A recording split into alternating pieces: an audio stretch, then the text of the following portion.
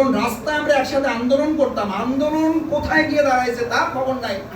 স্টেজে মারামারি দেখেছে আমার চোখের সামনে, যে মন্ত্রণালয়ে ভাগাভাগি নিয়ে ওখানে মারামারি চলছে। This is scenario. আমি বলছি এটা নিশ্চয়ই আমি আপনার এই আপত্তি এবং আফসোসের সাথে, আপনার এই উদ্বেগ উৎকণ্ঠার সাথে আমি একমত, শুধু একমত, 100% একমত। এটা কি করে হয়? এবং আমরা তো কেউ ক্ষমতা নিয়েই নিয়েছি। আমরা বলে দিচ্ছি আমরা ক্ষমতায় গিয়ে কোনো সংস্কার রাখবো না, আমরা সব মুছে ফেলে দেবো। তাহলে আমি কি করে ওই দেশের, ওই দলের, ওই সরকারের প্রতি আস্থা রাখবো যে সরকারে গিয়ে সমস্ত সংস্কার ঝুলে সব ঠিক রাখা হবে? তো লেভেল প্লেইং ফিল্ডের অর্থ কি এই যে ধানের শীষ নৌকা তো আর নাই?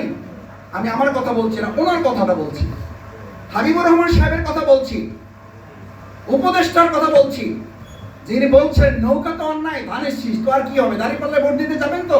দাঁড়িপাল্লায় ভোট দিয়ে কেউ স্বাভাবিকভাবে বাড়ি ফিরবেন এই আশা করা যায় না। আপনি এই পরিস্থিতির জন্যই জামাত ইসলামী বলছে আপনি ফেব্রুয়ারিতে নির্বাচন দেবেন না, কালকে দেবেন। আমির জামাত এটাও বলেছেন, যদি লেভেল প্লেইং ফিল্ড, বিচার, সংস্কার কালকে নিশ্চিত করতে পারেন, যে কালকে এটা আমরা নিশ্চিত করতে পারছি, জামাত ইসলামী তার পরের দিন নির্বাচনের জন্য প্রস্তুত। জামাত ইসলামী একমাত্র দল যারা 300 আসনে প্রার্থী দিয়ে ইতিমধ্যে আমরা আমাদের কাজ গুছিয়ে রেখেছি, আলহামদুলিল্লাহ। আমি খুব অবাক হই, আমাদের সেই দলকে জিজ্ঞেস করে কেউ জামাত ইসলামী নির্বাচন প্রলম্বিত করতে চায়। আমি তখন জিজ্ঞেস করি আপনারা তো এখন ক্যান্ডিডেট ডিক্লেয়ার করতে পারেন? কয় ভাই একটু সমস্যা আছে। তাই আমি আমার সমস্যাকে ঠিক করেন, তারপর রাষ্ট্রের দিকে চোখ দেন।